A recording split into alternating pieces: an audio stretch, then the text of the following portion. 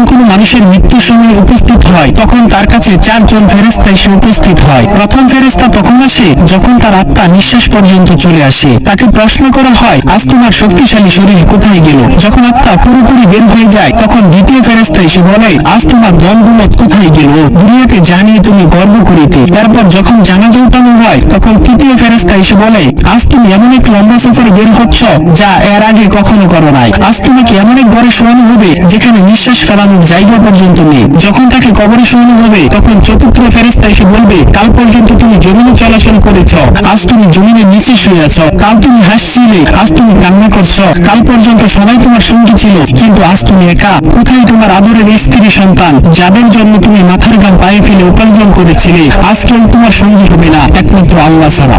আপনি যদি আল্লাহ তাআলাকে ভালোবেসে থাকেন তাহলে ভিডিওটিতে একটি লাইক এবং চ্যানেলটি সাবস্ক্রাইব করুন এবং আল্লাহ তাআলার নামটি কমেন্টে লিখে যান।